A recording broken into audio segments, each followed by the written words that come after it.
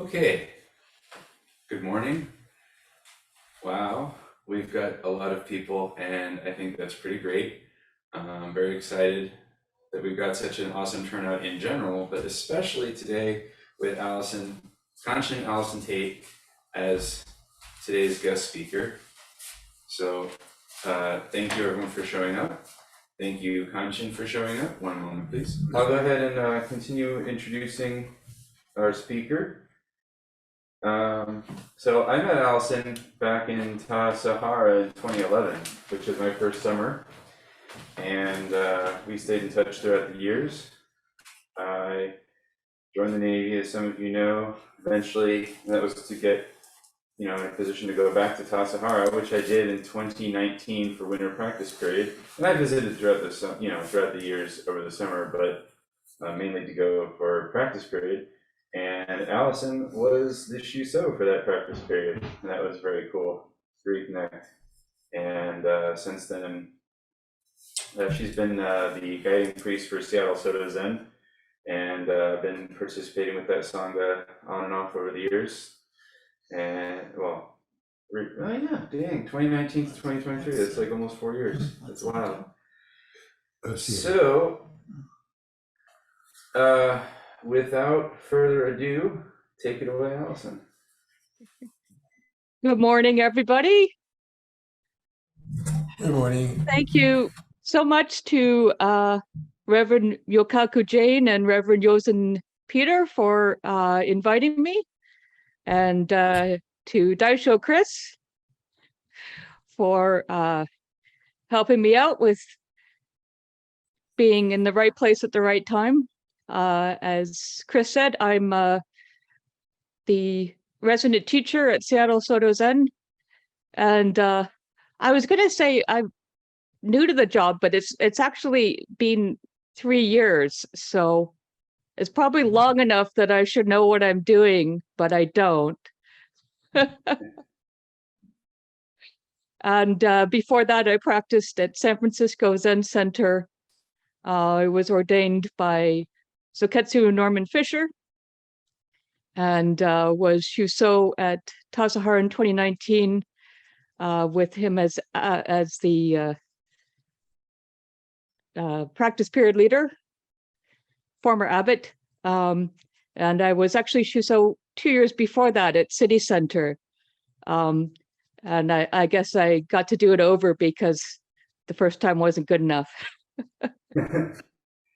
But Joel was actually at City Center my first Shuso practice period, and he won a dance competition that I judged. we had a really good time. So in preparation for this talk, I asked Chris if there was a particular text or topic you guys were studying right now, and he said not really, but a few of us have been reading the Platform Sutra together. So I thought I'd talk a little bit on the Platform Sutra, and Chris knows that I have a bad habit of going over time, so he reminded me that I want to keep this talk under 30 minutes. 20 minutes is preferable. So I'm going to just talk about a very small section of the Platform Sutra. I'm not sure which translation you guys are studying. I know Sojin Melwitzman really strongly preferred the Wang Mulan's translation, and he said,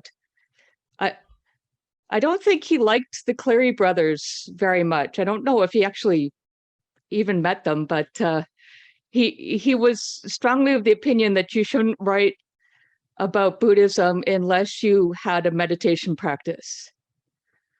And Wang Mulan had a meditation practice, so Sojin Roshi respected him, even though the translation is, not so precise, maybe. But I found it very confusing. The first time I read the Platform Sutra, I was very confused by it. Now, what really threw me the most was the use of the term essence of mind throughout the Platform Sutra. For example, in the small section I'm going to talk about is the verse from the chapter on prajna. And in that translation, it says, a master of the Buddhist canon, as well as the teaching of the jhana school, may be likened unto the blazing sun sitting high in his meridian tower. Such a man would teach nothing but the Dharma for realizing the essence of mind. And I couldn't figure out what the essence of mind was.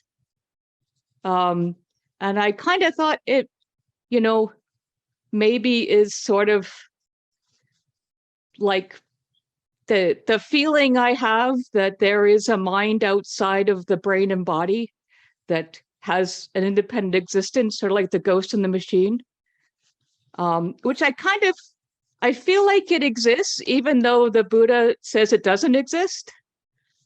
The Buddha actually had a really interesting thought experiment where he says, suppose you took apart your phone and, you got out a little screwdriver and spread it out into all its component pieces. I think he actually said chariot. He said phone first, but people said, what's an iPhone? So he changed it to chariot. But he said, suppose you were to spread out all the component parts of your iPhone. And then, if you even went further and smashed some of those parts with a hammer and got them really, really small, you would not expect to find somewhere in that mess of plastic and metal and wires some, a tiny, perfect iPhone that contains all of your iPhone's iPhoniness and continues to manifest the entire iPhoniness of the iPhone, regardless of the state of all the components of the iPhone. Yeah, don't try that at home, but you can believe me, it's true. So I figured, that can't be what essence of mind was, but I couldn't figure out what it was. And then I came upon the Buddhist Text Translation Society's translation of the sutra. And instead of essence of mind, they say seeing the nature.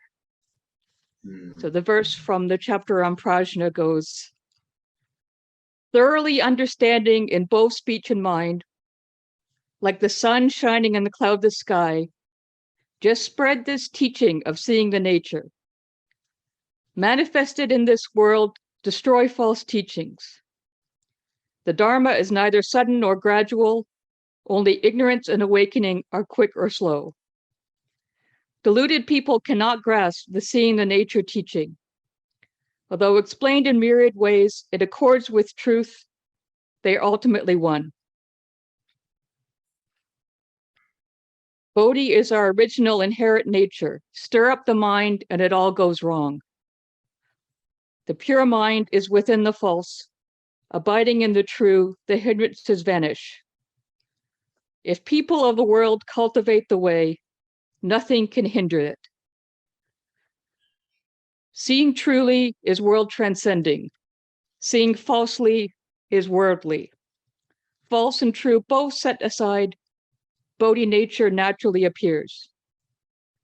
This verse is the direct teaching. It is also called the great vehicle of the Dharma.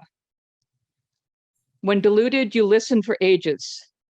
Enlightened, you grasp it in an instant. So for some reason, despite all my prior confusion, seeing the nature made sense to me. There's a story I love about Suzuki Roshi from the book Crooked Cucumber. And it's about when, Shunryu Suzuki and his wife, Mitsu Suzuki. And before he convinced Mitsu Suzuki to be his wife, he had to convince her to be the administrator of the nursery school that Suzuki Roshi reestablished in the post-war years. And he'd heard that she was an excellent educator and very organized. So he really wanted her to take over the school. And she said, I don't want to move to that stinky town that smells like fish. And also I'm Christian, so it wouldn't be appropriate for me to teach in a Buddhist school. But Suzuki Roshi was persistent, and eventually she challenged him to explain Buddhism to her in a few simple words.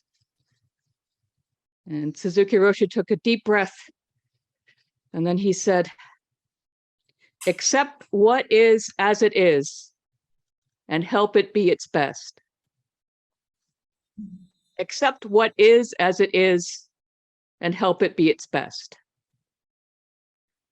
And being a very good teacher of very young children, Mitsu Suzuki heard this and thought, yeah, that's kind of what I do. Accept what is as it is and help it be its best. Shoto Harada in Not One Single Thing has a commentary on the Prajna chapter of the Platform Sutra.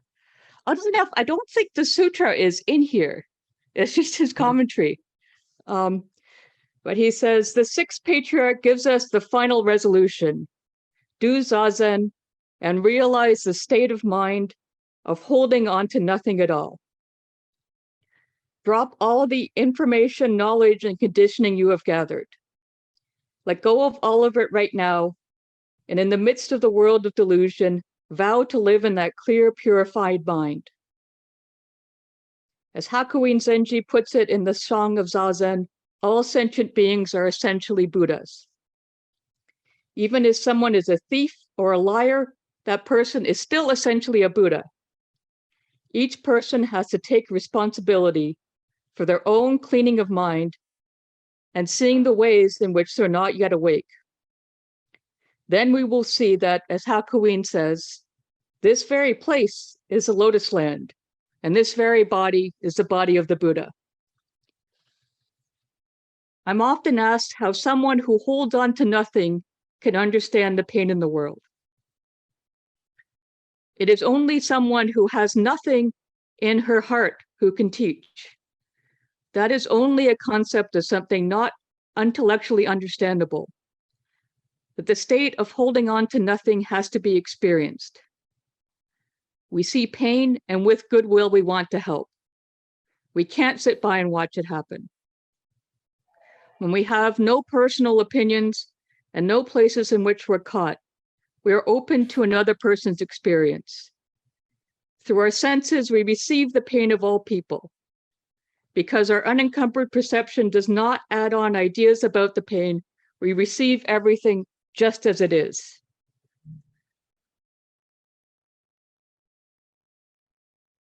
So Master Dogen quotes Huineng and the Platform Sutra several times in the Shobo Genzo, mostly complimentary, but there's one fascicle, so I think the Bhikshu in the fourth jhana, where Dogen Zenji is quite critical of the term seeing the nature, and he says seeing the nature is false, and Huineng never said that. There are several different versions of the Platform Sutra. There probably were in Dogen's time as well, and the kind of the Chinese philosophy when there's different versions of a sutra is that they prefer the longer version, which I don't really appreciate, but no one asked me. So it's possible he disliked a certain version or a certain translation, but he really didn't like the phrase seeing the nature. At least in this one Dharma talk, he didn't. And it's a two characters. In Chinese, it's jianxing. But in Japanese, it is a kind of tricky word, which is Kensho, which kind of became a Zen buzzword in America. And Soto Zen teachers got a little tired of talking about it. And I don't know what things were like in the 12th century, but I figure it was also a buzzword in Dogen's time. And he complained because he was tired of talking about it as well. So Kensho kind of got this mystique as, you would sit for a while, and after some intensive practice, you'd have a really flashy enlightenment experience. And some teachers actually said that your true practice only begins after you've had this kind of breakthrough, this world-changing understanding that turns your world upside down.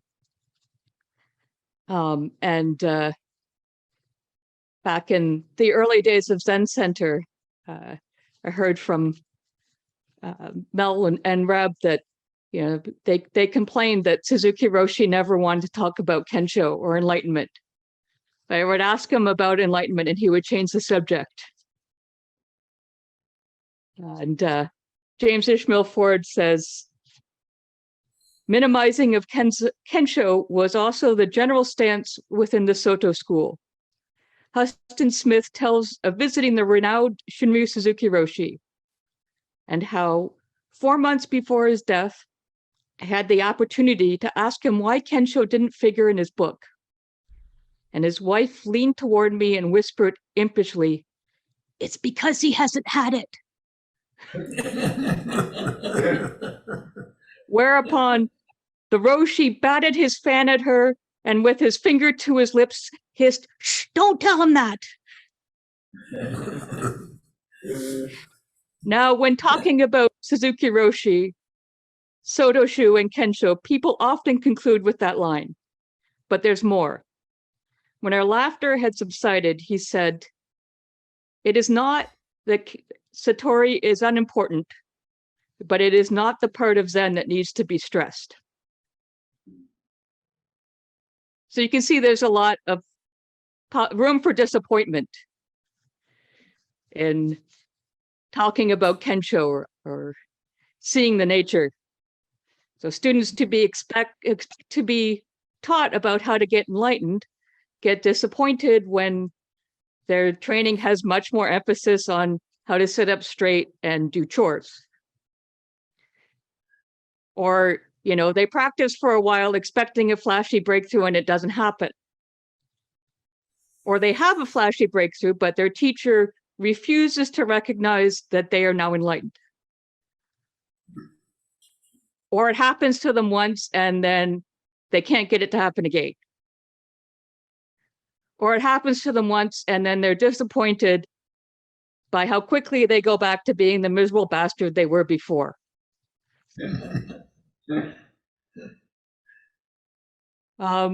When I did a practice period at Tassajara with Myogen Steve Stuckey, and he had recently managed to get a small volume of stories and poems by his teacher, Harry K. Roberts, was a Yurok medicine man. So Myogen Steve Stuckey had managed to help get this published. And Harry K. Roberts' version of enlightenment or seeing the nature he called walking in beauty. And Abbot Myogen gave a couple of Dharma talks about walking in beauty. And when we had a chance after sesshin to each ask the abbot a question, and I said, "Zen teacher Myogen, how can I learn to walk in beauty?"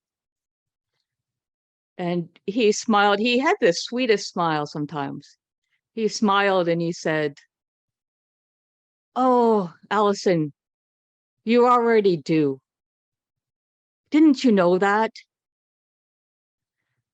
And I said, Zen teacher Myogen, I didn't think walking in beauty involves so much time falling on your butt. And Zen teacher Myogen says, oh, practice isn't what you expected.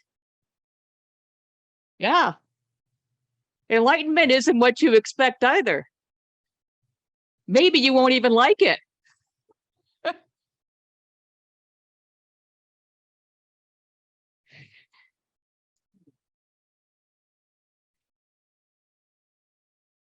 I want to end with a further quote from the conversation about Suzuki Roshi's nursery school. And at a meeting for the school, Suzuki Roshi said, all beings have Buddha nature, and all life is precious. We are nurturing Buddha's children, and we should do so with Buddha's compassionate mind. We shouldn't see some as sharp and others as dull. By treating all children without discrimination, we enable them to see all beings as equal.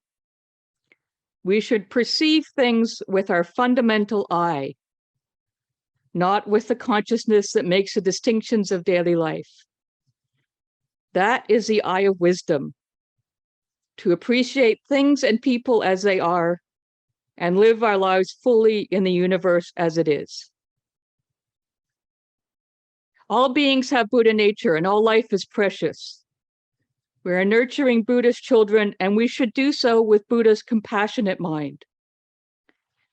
We should perceive things with our fundamental eye, and not only with the consciousness that makes the distinctions of everyday life.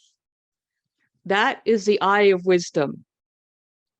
That is seeing the nature, and that is walking in beauty. That is the eye of wisdom, to appreciate things and people as they are, and live our lives fully in the universe as it is. Thank you very much for your kind attention. I tried very hard to leave some time for questions. I don't know if I succeeded or not.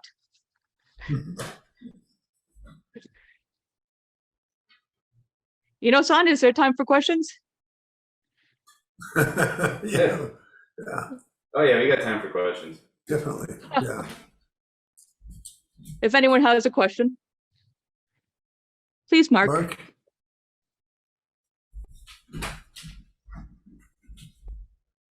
I know I shouldn't ask this, but I'm going to do it anyway, just to see what you say and what you can tell me.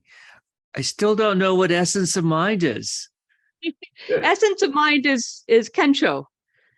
It's the same two characters. For whatever reason, he translates his essence of mind. I guess, Suzuki Roshi talks about big mind, and it can be confusing because, we want to, at least to me, and I expect to other people as well, because it's in so many religions, it feels like I have an eternal soul that doesn't really change as I change. The rest of me changes.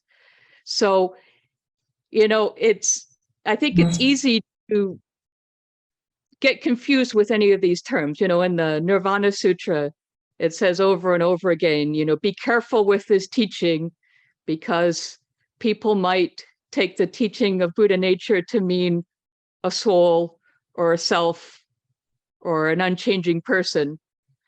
And I think, that big mind is an expression of, this experience of a state of seeing the nature. And like essence of mind, it can be conflated with, merging with the universal consciousness and joining the great Atman. So yeah, I think when Wang Mulan says essence of mind, he means what Suzuki Roshi means by big mind, that it's sort of the all-pervading universal mind the compassionate mind of Buddha that sees beyond everyday distinctions. But for me, I found that terminology very confusing. I imagine thinking about it rationally, it's impossible to get completely confused about it all the time. In fact, I think it's a phrase you probably have to forget to find. Yeah, well, Dogen was very offended by seeing the nature, which I thought cleared everything up. So probably the Zen teachers are right in saying nothing is the best way. Thank you. There it is. Focus is, Don't I- mind me. Agassi, am I pronouncing your name right? Don't Yep, mind there's no me. right or wrong way to pronounce it. And then Joel. Mine's gonna be quick. It's more of when you say to appreciate things as they are. Yes. Could you maybe elaborate on that a little bit? I mean, I guess I'm just having a Yeah. hard time understanding that. Yeah, I think what I particularly like about that quote from Crooked Cucumber is that, what does he say? Accept what is as it is and help it be its best. Which I really like because when I spent so many years as a monk, people accuse me of just sitting there, thinking and not doing any good in the world. So I like that Suzuki Roshi added and help it be its best along with accept what is as it is. And I think for me, there's several things. First is that I don't know if it's because I'm kind of a miserable bastard when I'm not paying attention or if everyone's like this. But it's really easy for me to not appreciate things. To just kind of, focus on the irritations of my life or daydream and miss what's going on around me. And when I am able to engage with my life, like, during sesshin, for example, even when what's happening isn't particularly exciting, or, even if my knees really hurt and it's cold in the zendo, when I am able to kind of have this mind of seeing the nature, of allowing things to manifest without, getting so caught up in my opinions, then I find there is usually something to appreciate, even in an ordinary or, otherwise uncomfortable situation. And when things are really so terrible that, there's nothing good happening, then accepting things as they are is the best starting point to help them be the best they can be. I think there's a feeling that it's really passive to the teaching to accept things as they are. That, it means you don't bother trying to fix things. But, the way to be able to help is, first of all, to understand the situation and accept that this is really happening. And, from there, having a clear view of what's actually happening, maybe a path will open up to make things a little bit less terrible. Or at least not through my actions to make it worse than it already is. I don't know, was that any use at all, or was I answering a different question than you asked? No, I like where it went. In other words, it is what it is. Thank you. Thank you.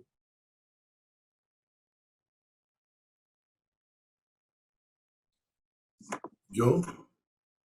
Yeah, hi. Hi, Allison. It's so great to see you. This is so great. I think that what you were just talking about is kind of like an answer to my question. It's like, so what Suzuki Roshi said, accept it as it is. And then he says, help it be its best. Yes. And, I think it's easy to,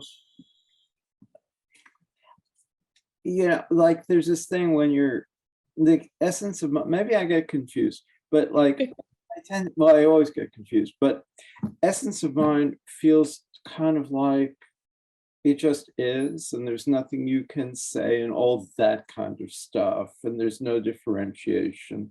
Yeah, it can feel like that's what it's talking about, and seeing that. But if indeed you need to help make things their best, or like you or me have a lot of troubles, then you're talking about a different world where there is differentiation, where it could be better, and our task is to try to help as best we can. So, like what is, like, it feels to me like I want to think that mind is something like the combination of the two, and to know it, just this as it is, and to know it needs help. So if you can talk a bit about that, I think you already have. Well, at Seattle Soto Zen, we've been studying some of the old sutras, the Pali Canon. My teacher Norman actually put together a study guide to 15 sutras from the old way, he calls them. And I gave a Dharma talk a few weeks ago where I said, in a lot of situations, the best thing I can do is not create any extra suffering for myself and other people. And I think that really disappointed a lot of people. But, I tend to have, I try to keep my expectations low so I don't get disappointed as often. So if I can go through a day without creating additional suffering in our lives, which are already so difficult, then I feel like I've accomplished something, even when I've accomplished nothing except stay out of trouble. So that, I mean, and that's kind of, the bright spot in all of the horrible things that happen in our lives and in the world around us is, when I'm overwhelmed by the evil of the world, I can just ask myself, what can I do today to not make it worse? Just myself personally, what can I do today to not make anybody, including me, suffer any more than they have to suffer because they're a living being in America in the year 2023? Tough place to be. I mean, isn't there, that's beautiful, but isn't there a danger there of a certain passivity? I mean, it's, of course, most of what we do is unskillful and could create suffering and all of that. But it's sort of like, category says you have to say something.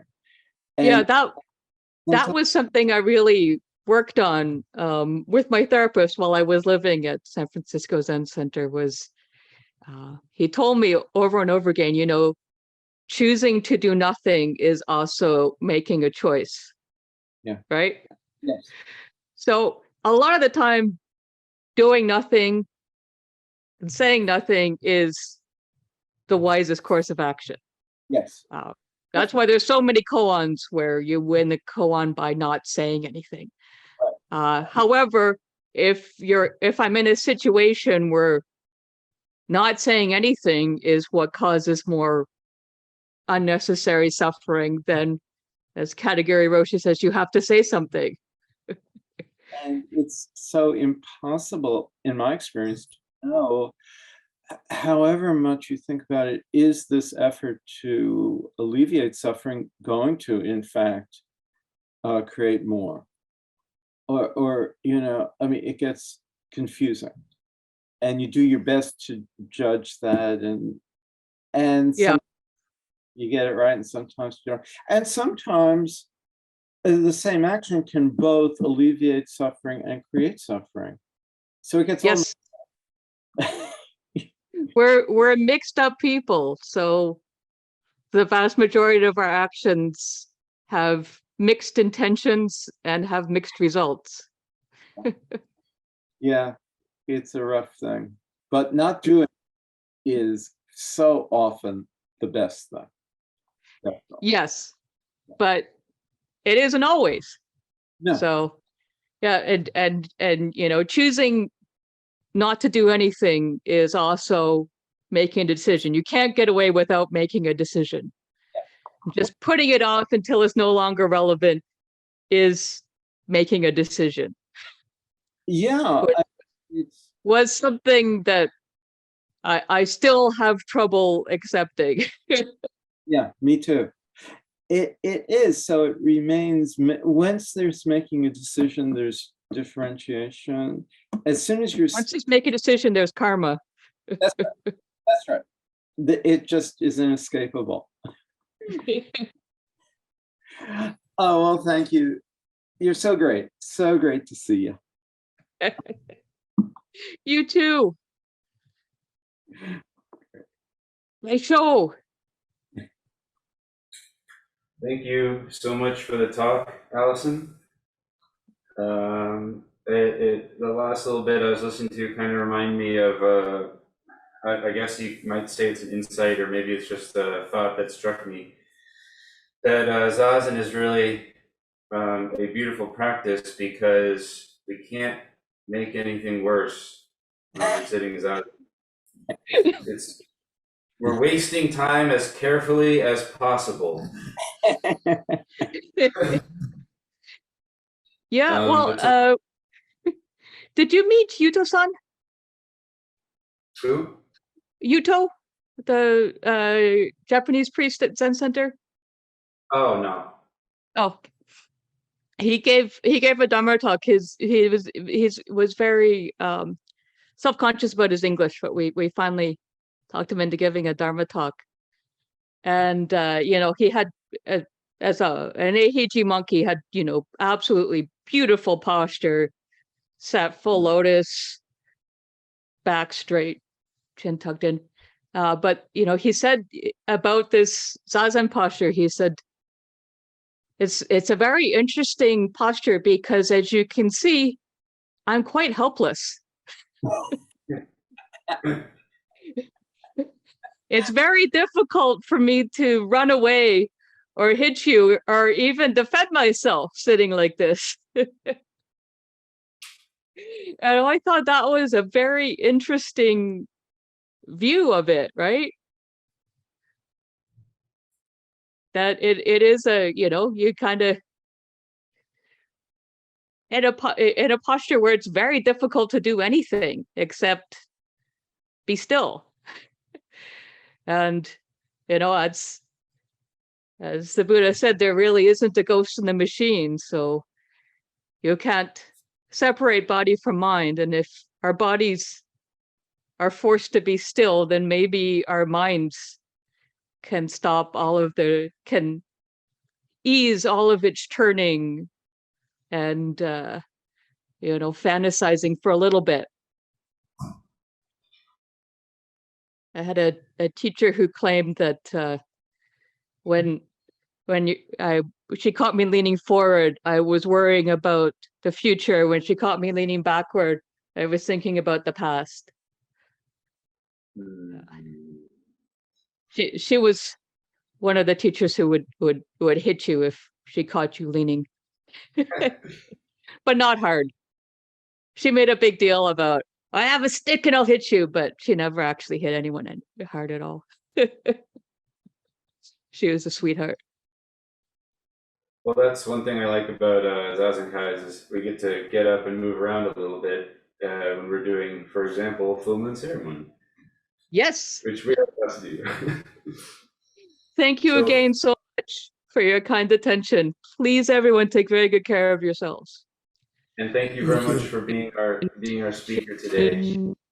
Equally extend to every being and place